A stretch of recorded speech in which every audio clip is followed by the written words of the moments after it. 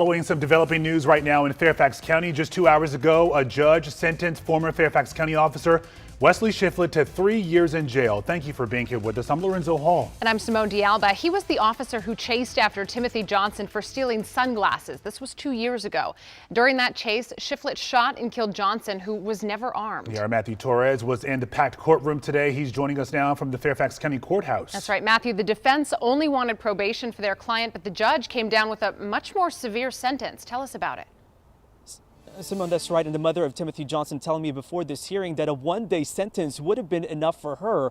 But Judge Randy Bellows sentenced Wesley Shifflett to 3 years in jail plus 5 years supervised probation. And for the first time today, this ex-police officer is now on the other side of the jail cell, but his defense team is planning to appeal.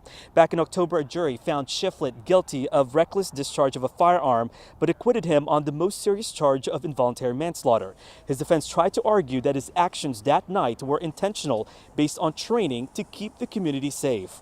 Shifflett testified how he feared for his life because he thought Timothy Johnson was going to pull out a gun as he was chasing him for stealing sunglasses. But Johnson was never armed. Defense attorney Caleb Kirshner says this will have a chilling effect on law enforcement.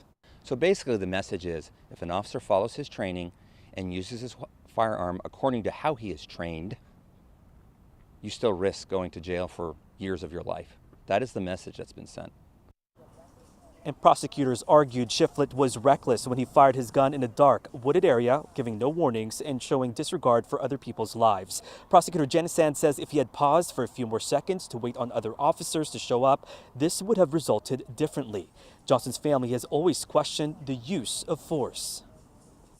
This is a victory for everyone, and I don't say victory in any kind of loose term because it will not bring our son back.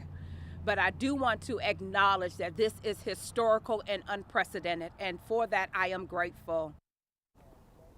Shifflett today also expressed his condolences to the Johnson family through a statement and acknowledged the pain that they are still going through. Melissa Johnson saying that she forgives Shifflett and says she appreciates hearing from him for the first time today. Guys. We were anticipating a sentence somewhere between 1 to 5 years, Matthew, but to your point, now this officer's been sentenced to 3 years in prison. Appreciate your reporting on this for us tonight. Thank you.